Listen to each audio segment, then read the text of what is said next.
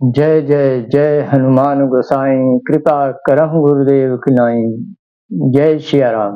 स्वागत है आप सभी लोगों का हमारे YouTube चैनल श्री हनुमत धाम में। मैं शशिकांत शुक्ला लेकर के उपस्थित आप सभी हमारे YouTube परिवार के परिवारी जनों के समक्ष श्री हनुमान जी बाबा के चरण शरण में असीम श्रद्धा और भक्ति रखने वाले सभी बाबा के भक्त जनों के समक्ष आज का यह बाबा की कृपा पाने का भक्ति से भरा और जीवन में परम मंगलकारी आज का यह प्रसंग। आज का प्रसंग शनिवार के दिन वह कौन सी विधि है सुंदरकांड के पाठ की कि जिसको यदि बाबा के चरण शरण में रहने वाला बाबा का भक्त करता है तो उसके जीवन में जितनी भी असाध्य रुकावटें हैं, चाहे असाध्य बीमारी हो, चाहे असाध्य कर्ज हो, चाहे असाध्य बाधा हो, चाहे असाध्य शत्रु पीड़ा हो, सबका नाश होता ही होता है।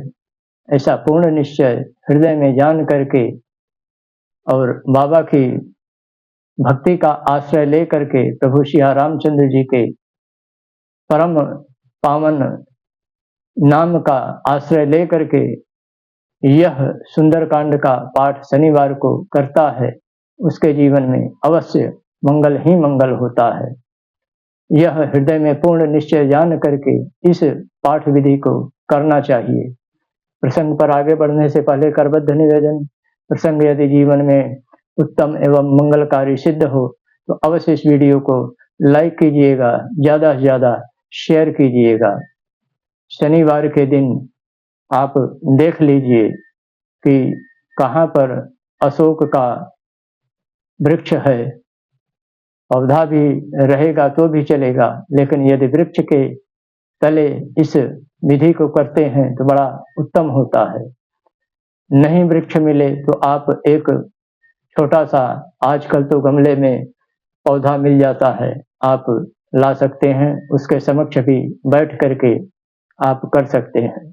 लेकिन आसमान खुला होना चाहिए, कमरे में बैठ करके नहीं करना है। यदि आप अपने घर में भी करते हैं तो इस गमले को उस समय अपने छत पर, अपने बालकनी में, यानी कहने का अर्थ यही कि आपके सर के ऊपर आसमान होना चाहिए और छाया अशोक के वृक्ष के तले की होनी चाहिए।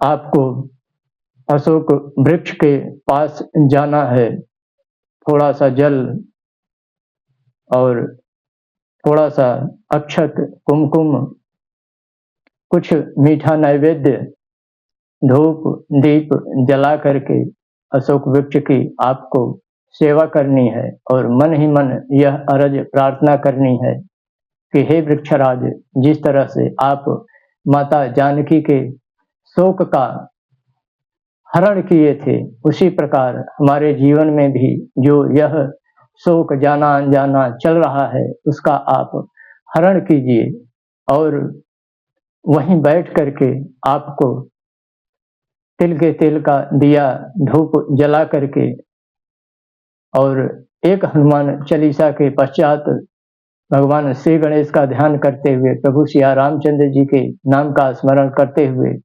सुंदरकांड का पाठ आपको वहीं पर पूर्ण करना है।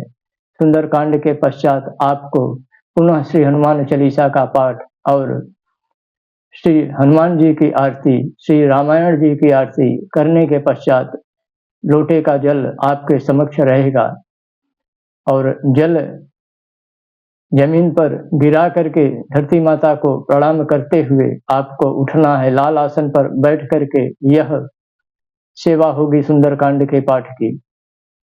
यदि आप इस पाठ विधि को अपने जीवन में 8 शनिवार करते हैं तो इन 8 शनिवार में आपके जीवन में जो अब तक बदलाव नहीं हुआ था वह अवश्य होता है, इसमें कोई संशय नहीं रह जाता है।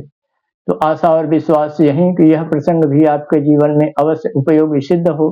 दीजिए अब इस प्रसंग को यहीं पर विराम देने की अनुमति। मिलते हैं पुनः अगले प्रसंग में एक नए वीडियो के साथ, तब तक के लिए जय श्री राम।